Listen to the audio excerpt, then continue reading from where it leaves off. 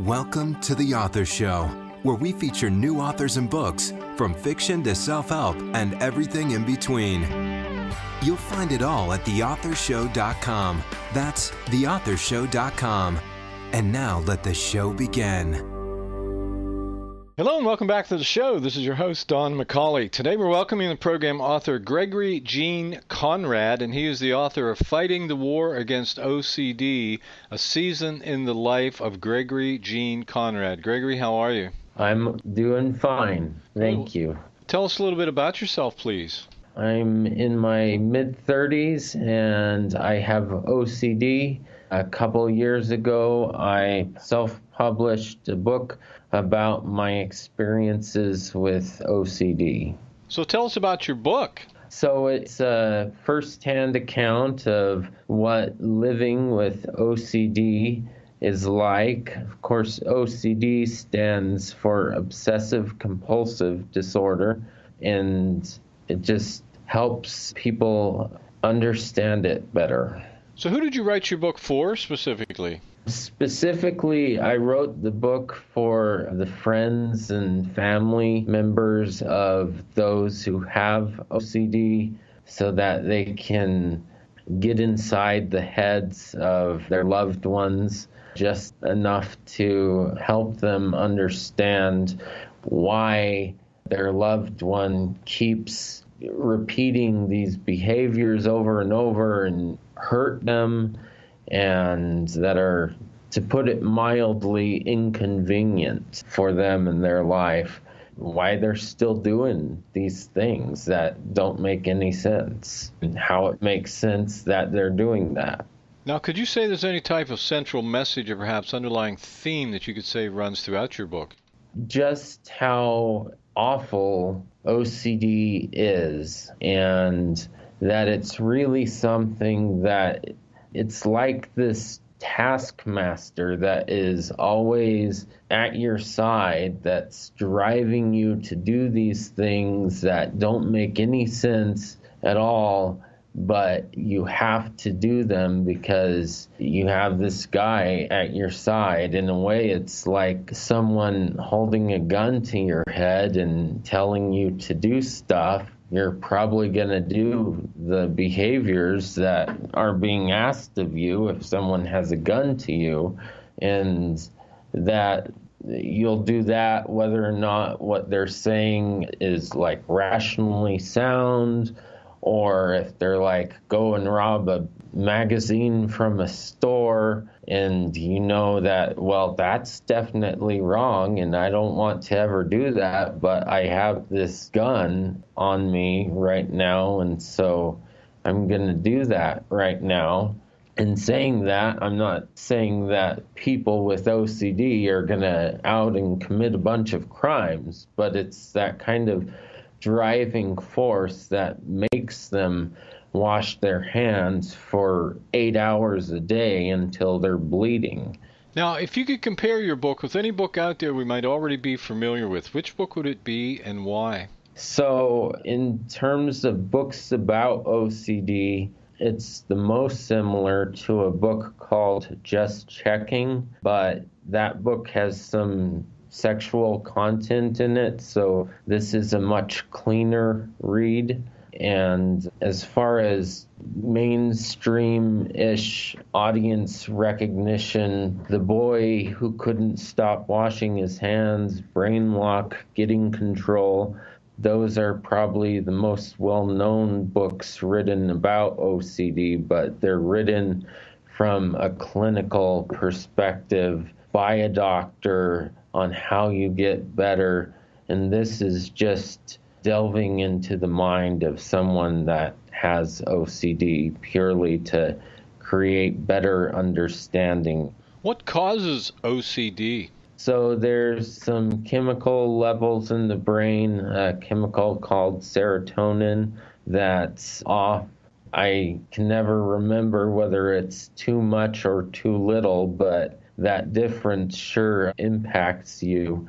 The bigger thing to me is that in a normal brain, there's a bunch of different areas, and two of them are the cingulate gyrus and the cerebral cortex. And the cerebral cortex is like the human autopilot. It's what enables us to approach a door and open the door without thinking, oh, I need to open the door. The cingulate gyrus is in charge of things like adrenaline, and it initiates fight or flight.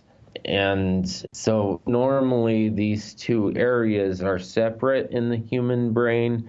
In a person with OCD, they've become somewhat fused together. So now your brain starts to send you the message of you're approaching a door, you need to open the door, and then the cingulate gyrus catches that message because it's no longer separate and distinct from the other part, and it says, danger, warning, do not touch the doorknob, or if you do, you have to use a pair of gloves or a napkin, but whatever you do, don't touch that doorknob. So that's just one example of how the fusion or brain lock can severely hamper a person and make their life very painful and unenjoyable.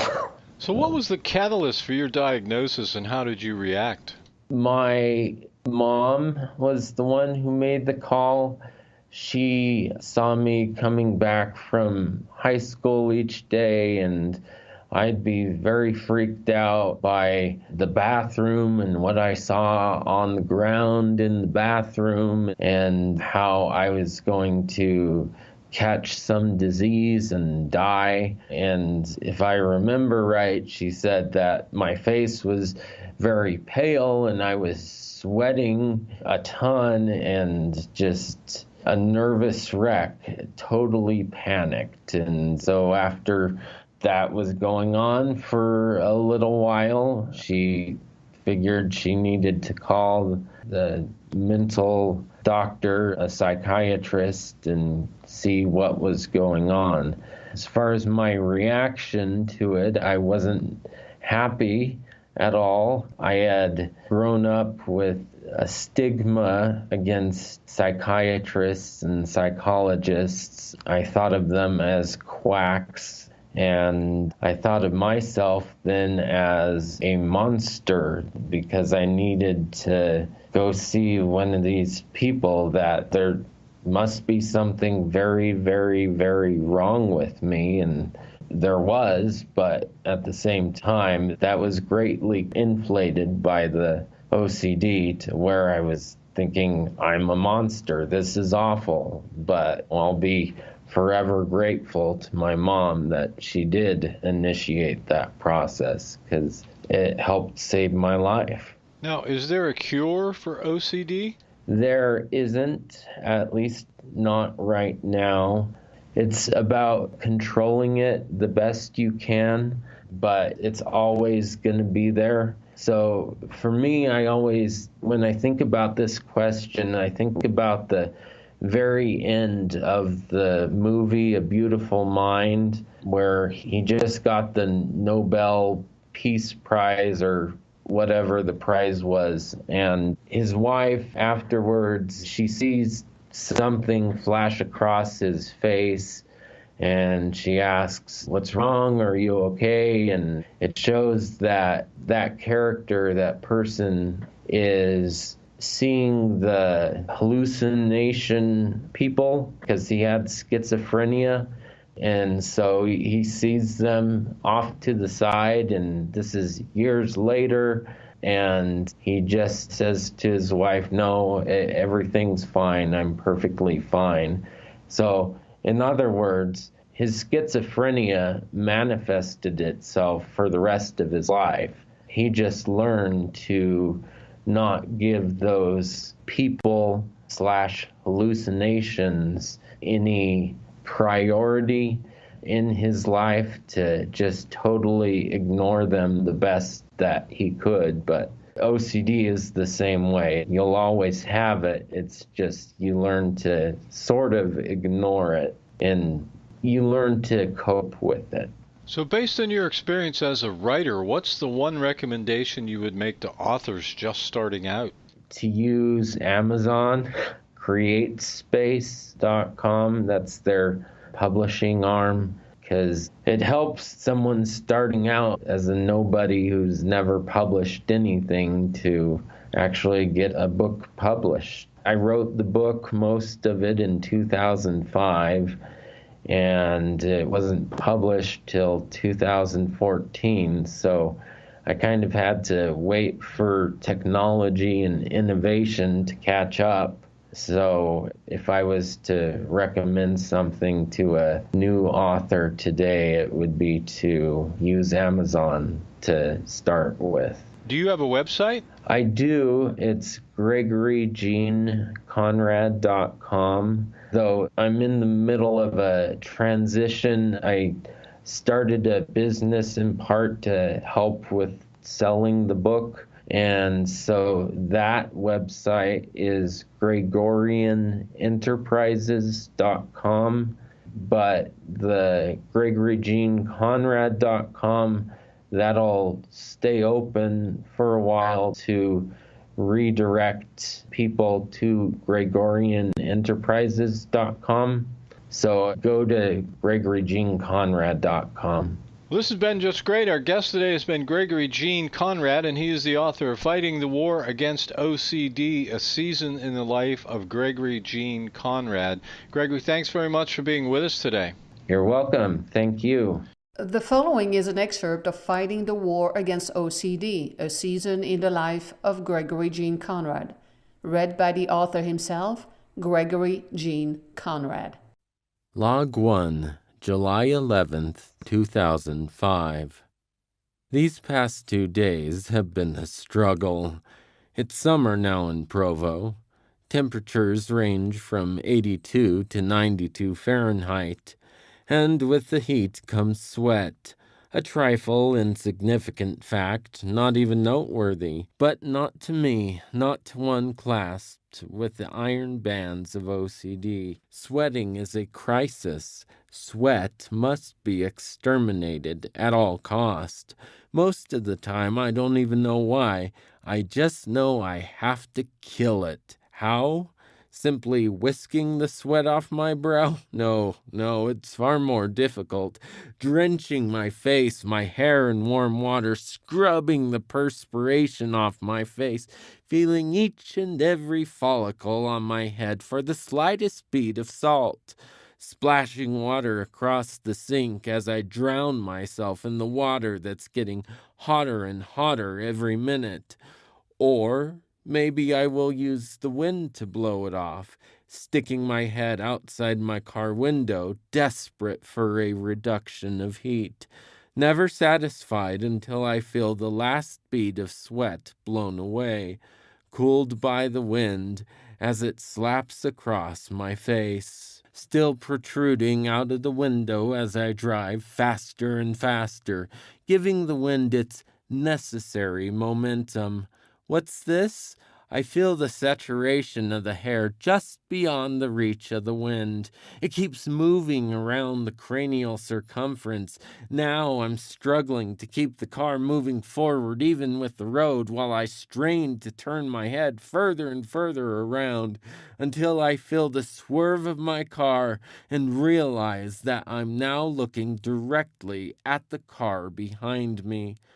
Such a trite, insignificant event, repeated over and over and over, 40, 80, 100 times each day, all to get rid of that building, escalating wave of anxiety. Anything to feel less anxious. Sweat must be terminated. It must be eradicated at all cost. Or else what? I don't know. Salt dries up, giving me an exoskeleton of salt. It is like extraterrestrial ooze leaking out of my body, ready to kill me if I let enough of it out. Salty ooze. I might even turn into a pillar of salt, like Lot's wife. Doesn't make sense? But that doesn't matter. Logic must never be applied. I must obey. I must follow the cry of my tormentor, lest he whips me more than is necessary. He is always there, standing, itching to lash out, releasing several scarlet streams, bathing my back in blood. His whip is knotted, sprinkled with shards of glass and metal throughout the leather material. He waits in cheery anticipation to enjoy his work, laughing at me.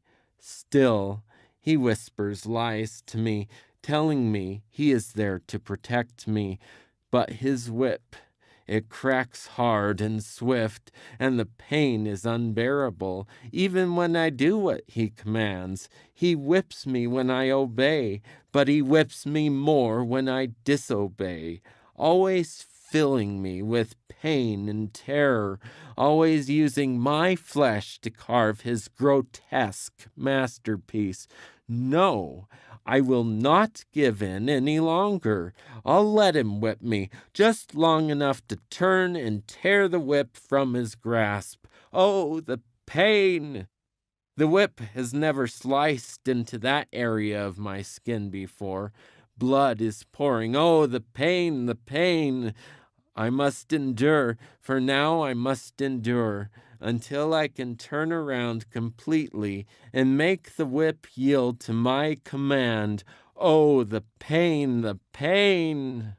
This is what the past 2 days have been like for me, a victim of obsessive-compulsive disorder, OCD.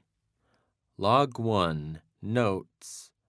In the book of Genesis, in the Holy Bible, Lot and his family were told to flee from Sodom just before it was utterly destroyed. On their way out, 3 holy men issued the following command, found in Genesis 19:17. Escape for thy life. Look not behind thee, neither stay thou in all the plain. Escape to the mountain, lest thou be consumed. However, when fleeing the city, Lot's wife disobeyed the commandment issued them. Genesis 19:26 reads, "But his wife looked back from behind him, and she became a pillar of salt." This is Don McCauley wrapping up another edition of the Author Show. Please share this interview with your family and your friends so that they too may have the opportunity to discover our guest and his work. And why not spread the word on social media? We look forward to you joining us next time for another great book and another great author on the Author Show. Thanks for listening to The Author Show. Find out more about authors and their work at theauthorshow.com. theauthorshow.com. Tune in next time to another great author on The Author Show.